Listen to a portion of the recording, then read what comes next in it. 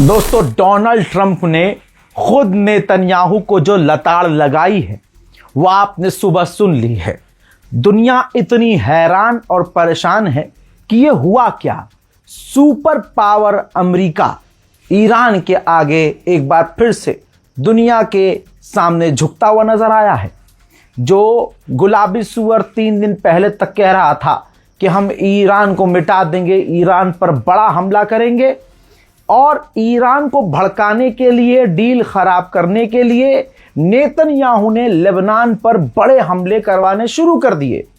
जो रजा ग्राफी की फैमिली है, जो हमारे मेंबर्स हैं, सब्सक्राइबर्स हैं, वो इस बात को जानते हैं कि पल पल मैं आपको जानकारी दे रहा था वो तमाम सटीक जानकारी साबित हुई हैं। मैंने कहा था ना कि इजराइल जानबूझकर लेबनान पर हमला करेगा डील खराब करने के लिए। हुआ क्या? ईरान ने देखा जब कि भाई ये तो लेबनान पर हमला कर रहा है, राजधानी पर हमला कर रहा है और लेबनान के गांव को खाली करने के आदेश दे रहा है, तो उसके बाद ईरान ने क्या करा? कल रात तैयारी कर ली कि हम इजराइल पर बड़ा हमला करेंगे। लेकिन फिर हुआ क्या? नेतन्याहू के ये जो तैयारी थी ना कि भैया हम ईरान को हमला करेंगे, दोबारा से जंग में ढकेल देंगे, वो सब फेल तब हो गया जब डोनाल्ड ट्रंप को ये फील हुआ और इंटेलिजेंस रिपोर्ट मिली कि ईरान इजराइल पर बड़ा हमला करने की तैयारी में है। डोनाल्ड ट्रंप को ये था कि भैया इस जंग में हमें भी इन्वॉल्व होना पड़ेगा और दुनिया का दबाव है कि ये जंग खत्म कर दी जाए। तो हुआ क्या? फिर हुआ ये कि नेतन्याहू को डोनाल्ड ट्रंप ने फोन करके गालियां बकी। जी हां, एग्जैक्टली यही हुआ है जो मैं आपको बता रहा हूं। गालियां बकी, जी हां, रिपोर्ट पढ़ लीजिएगा, और कहा कि ये बेवकूफ, तुम बेवकूफ आदमी हो। और उसके बाद ईरान के टॉप अधिकारियों से कांटेक्ट किया अमेरिकी ऑफिशियल्स ने और ईरान को मनाया, समझाया कि दोबारा इजराइल पर अटैक आप ना कीजिए, हम इसी वक्त अपनी जो बैरिकेड्स हैं उसको हटा रहे हैं। और भी कई सारी शर्तें, कई सारे ऑफर्स रखे गए कि भैया बस आप इजराइल पर हमला ना करना। और अब जानिए सुबह हुआ क्या। जब ये सब कुछ टल गया, ईरान की जीत अब दुनिया के सामने डंके की तरह बजने लगी, तो उधर डोनाल्ड ट्रंप ने कहा कि नेतन्याहू बहुत मुश्किल आदमी है, बहुत मुश्किल है। और नेतन्याहू यानी इजराइल, अगर ईरान के पास परमाणु बम होते तो इजराइल ईरान के आगे 2 घंटा भी नहीं टिक पाता। यानी लताड़ लगाई है दुनिया के सामने नेतन्याहू को ट्रंप ने, और यह भी क्लियर कर दिया है कि भैया ईरान पावरफुल है बेटा, और ईरान के आगे इजराइल 2 घंटा भी नहीं टिकता। तो फादरलैंड वाले तमाम लोग सुन ले, और वो देश का प्रधानमंत्री जिसने अमेरिका के कहने पर ईरान से दोस्ती खत्म करी, चाबहार पोर्ट से बाहर आया, रशिया से दूर हुआ, और उसके बाद उसी अमेरिका ने उसी देश के 3 नागरिकों को मारा, लेकिन उस देश का प्रधानमंत्री अपने उन 3 शहीदों के लिए चू तक न कर सका। वो देश कौन सा है और वो प्रधानमंत्री कौन है? कमेंट कीजिएगा। मैं आप सभी उम्मत मुस्लिमा को ईरान की जीत की मुबारकबाद पेश करता हूं, और इसको दूसरी तरफ से पेश करूं तो कम से कम इसलिए खुश हो जाइए और आपको इसलिए मुबारकबाद देता हूं कि शैतान हार गया है। जी हां, शैतान हार गया है। आपकी दुआएं असर करी। IRGC ने कहा है कि ईरान की आवाम और हमारी फौज ने अमेरिका इजराइल के पास दूसरा कोई ऑप्शन ही नहीं रखा। एक ही ऑप्शन था, हार मान लेना, घुटने टेक देना। अमेरिका इजराइल ने ईरान के आगे घुटने टेक दिए हैं। रिपोर्ट ये आ रही है कि ये जो आने वाला फ्राइडे है, जुमा, उस जुमे के बाद, उस दिन के बाद स्ट्रेट ऑफ हॉर्मुज को खोलने का काम शुरू किया जाएगा। ईरानियन तस्नीम मीडिया ने यह क्लेम किया है। और आगे बता दूं कि यह भी कहा गया है कि अभी 1 महीना कम अज कम लगेगा तमाम चीजें स्ट्रेट ऑफ हॉर्मुज में नॉर्मलाइज होने में। वहीं आपको बता दूं मेरे मन में अभी भी यही है कि भाई मुझे अभी भी डोनाल्ड ट्रंप पर, नेतन्याहू पर भरोसा नहीं है। बात आ गई है लिखित की, तो जेनेवा जाएंगे ईरान के पार्लियामेंट स्पीकर और ईरान के विदेश मंत्री अब्बास अराक्ची। ये जेनेवा जाएंगे और अमेरिका के वाइस प्रेसिडेंट वहां होंगे, आमने सामने मुलाकात होगी और एग्रीमेंट पर साइन होगा। देखिए, जब तक लिखित वाले एग्रीमेंट पर साइन नहीं हो जाता, रजा गराफी किसी चीज पर भरोसा नहीं कर सकता। डर बना रहेगा कि अब आगे क्या हो सकता है, क्योंकि अमेरिका और इजराइल धोखा देते हैं। डोनाल्ड ट्रंप ने कहा है कि ईरान के साथ जो हमने डील की है वो बहुत फायदेमंद है। इस डील से स्ट्रेट ऑफ हॉर्मुज हमेशा के लिए खुल जाएगा और ईरान स्ट्रेट ऑफ हॉर्मुज में कभी भी टैक्स नहीं लेगा। मैंने आपसे कहा कि डोनाल्ड ट्रंप पर भरोसा नहीं किया जा सकता। अभी ये बात मैं कर ही रहा था कि अगला अपडेट जो आया है मेरे पास, जो टीम बता रही है, उसमें खबर ये आ गई है कि डोनाल्ड ट्रंप का बयान ये है कि उसने कहा है कि अगर ईरान के साथ कोई परमाणु समझौता नहीं होता है, यूरेनियम पर हमारी बात ईरान नहीं मानता है, तो एक बार फिर से ईरान के ऊपर मिलिट्री अटैक, यानी ये जो अभी हुआ था, वो दोबारा शुरू हो जाएगा। अच्छा, बेगैरती की इंतहा है भाई साहब। मतलब पिट भी रहे हैं, जलील भी हो रहे हैं, हार भी रहे हैं, गुर्बत भी छा रही है, बेरोजगारी बढ़ रही है, महंगाई बढ़ रही है, तेल मिल नहीं रहा है, परेशानी हो रही है, सारी दुनिया का दबाव है। लेकिन ऑडेसिटी देखिए, ये कह रहे हैं कि हम दोबारा हमला करेंगे।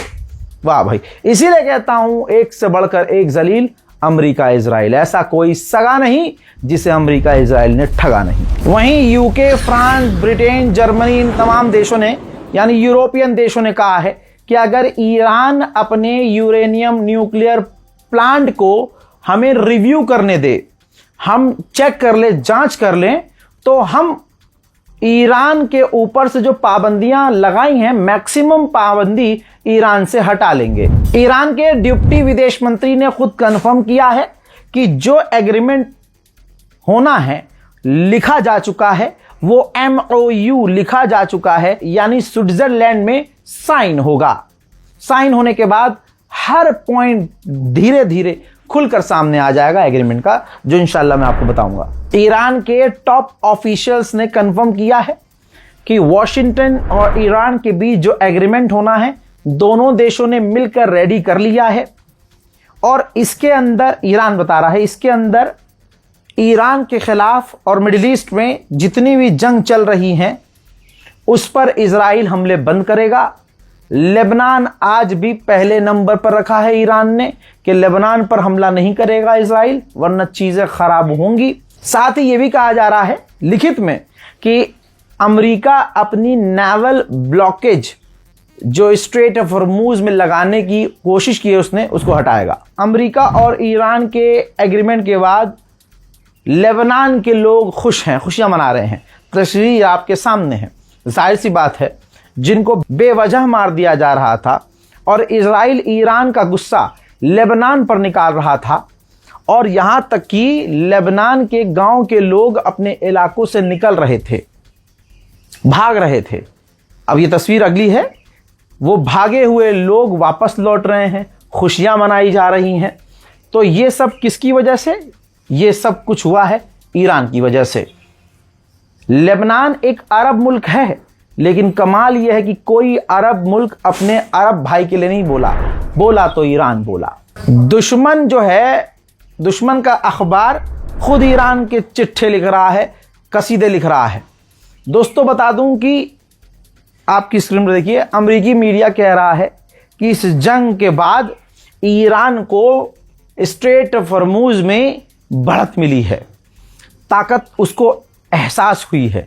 यानी एक बात क्लियर है कि भविष्य में अगर ईरान के साथ कुछ भी किया गया तो ईरान तो स्ट्रेट ऑफ हॉर्मुज को दोबारा बंद कर सकता है। सिर्फ स्ट्रेट ऑफ हॉर्मुज को नहीं, लाल सागर में जो हूथीज के अंडर समुद्री रास्ता है बाब अल मंदेब, ईरान उसे भी बंद कर सकता है। ईरान के डिप्टी विदेश मंत्री ने साफ तौर से कहा है कि यह ईरान की फौज और ईरान की IRGC की पावर थी कि जिसने दुश्मन को टेबल पर लाने में मजबूर कर दिया, वरना जाहिर सी बात है अमेरिका और इजराइल तो बार बार धोखे से हमला कर रहे थे, लेकिन ये ईरान की फौज थी, यह IRGC थी, और एक लाइन में अपनी तरफ से कहूं, ईरान की आवाम थी। उनका जज्बा था, उनका हौसला था।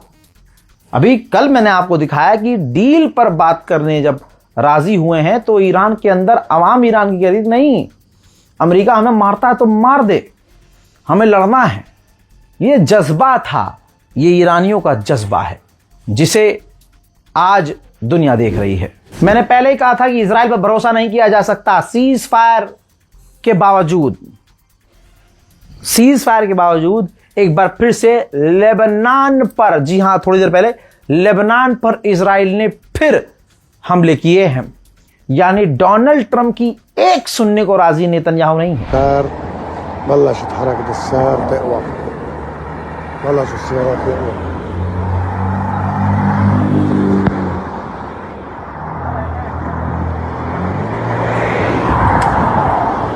इजराइल का कट्टरवादी नेता बेंजीवीर भड़का है। उसने कहा कि भैया हमें कुछ नहीं चाहिए, हम हर तरह से डोनाल्ड ट्रंप और ईरान के बीच हुए एग्रीमेंट को रिजेक्ट करते हैं, और हम कमजोर नहीं हैं कि हम किसी के कहने पर, किसी के चलाने पर चलें। सोचिए, इजराइल पूरी तरह से अमेरिका के मुंह में मूत रहा है। बेंजीवीर ने आगे कहा, हिजबुल्लाह को हम आगे निशाना बनाएंगे, हिजबुल्लाह पर हमले करेंगे, हिजबुल्लाह को मिटाएंगे, और जिन जगहों पर हमने लेबनान में कब्जा किया है हम उस जगह से पीछे नहीं हटेंगे। तो अब ये जो बात इजराइल कर रहा है ना, अब इसी से अमेरिका और ईरान की जो डील है वो आगे फिर खतरे में पड़ेगी। डोनाल्ड ट्रंप दोनों तरफ से पिट रहा है, नेतन्याहू कुछ नहीं सुन रहा है। IDF के कमांडर ने कहा है कि ईरान और अमेरिका के एग्रीमेंट के बावजूद सीरिया, लेबनान, गाजा, फिलिस्तीन और दूसरी जगहों पर IDF की फौज जहां जहां है वहां से पीछे नहीं हटेंगे। यही सेम बात नेतन्याहू ने डायरेक्ट डोनाल्ड ट्रंप के मुंह पर भी बोली है। बताइए फिर यह एग्रीमेंट कहां कामयाब होगा। अब आपकी स्क्रीन पर देखिए, इजराइल के फाइनेंस मिनिस्टर का कहना है ये जो ईरान और अमेरिका के बीच एग्रीमेंट हुआ है ये फ्री वर्ल्ड के लिए काफी गलत है। आगे उसने कहा कि हमें ईरान की रिजीम को हर हाल में खत्म करना होगा और ईरान को कभी न्यूक्लियर हासिल नहीं करने देना होगा। तो मैं तो यही कह रहा हूं, मेरा सजेशन है डोनाल्ड ट्रंप को, गुलाबी सुअर को, कि अमेरिका पीछे हट जाए, इजराइल को हथियार देना बंद कर दे और इजराइल को डिफेंस देना बंद कर दे। भाई अगर ईरान की मिसाइलें इजराइल पर जाएं तो ये अरब जो गद्दार हैं ये पीछे हट जाएं, ये उन मिसाइलों को ना रोकें और अमेरिका बीच में ना आए। डोनाल्ड ट्रंप खुद बोल चुका है कि अगर मैं ना होता तो 2 घंटे भी ईरान के सामने इजराइल नहीं टिकता। आप जरा सोच के देखिए कि ईरान की कितनी बड़ी जीत है। 25 अरब डॉलर जो फ्रीज हो रखी है ईरान की, वो रिलीज की जाएगी। तेल बेचने और उससे कमाई करने से जुड़े सभी प्रतिबंध हटाने पर भी सहमति बन चुकी है। ईरान के आगे डोनाल्ड ट्रंप का प्रशासन झुक चुका है। उधर मेरे दोस्तों एक सोर्स और है, न्यूज़ 24 गोदी मीडिया का, ठीक है, हिंदुस्तानी मीडिया का, आप देख लीजिए, जिसमें खुद माफी तो दूर की बात, अमेरिका कह रहा है कि हमने भारतीय जहाज को 60 बार चेतावनी दी थी लेकिन नाविकों ने सुनकर अनसुना कर दिया। एक रिपोर्ट के अनुसार अमेरिका के अधिकारियों ने ओमान की खाड़ी के पास भारतीय जहाज पर हमला जानकर किया। 2-3 दिन पहले जो टैंकर पर हमला हुआ भारत के, उसमें 3 भारतीयों की मौत हुई है। इसके बाद भारत ने अपने अमेरिकी राजदूत को तलब किया था 2-2 मरतबा, और विदेश मंत्री जो जयशंकर हैं उन्होंने अमेरिका के विदेश मंत्री से बात की थी, लेकिन अमेरिका के विदेश मंत्री ने भारत से माफी तो मांगना दूर की बात, धमका और दिया, जिसके बाद भी माननीय प्रधानमंत्री खामोश रहे और वो संगठन जो बहुत राष्ट्रवादी बनते हैं वो पूरी तरह से बिलों में घुसे हुए हैं, सड़कों पर अभी कोई उतरा नहीं है। अमेरिका की एम्बेसी के बाहर किसी की औकात नहीं कि जाकर प्रदर्शन कर सके। कोई सवाल नहीं कर रहा कि भाई साहब आपने तो नमस्ते डोनाल्ड ट्रंप किया था, अब वो घोप घोप कर रहा है, मुंह से क्यों नहीं बोल रहे कुछ। बहरहाल कहने वाली कह चुकी है कि मोदी और ट्रंप जब मिलते हैं तो बिजली कड़कती है। अब इसकी बिजली कहां कड़कती है वो यही जाने। इस रिपोर्ट को शेयर कीजिएगा, दुआओं में याद रखिएगा। जय हिंद।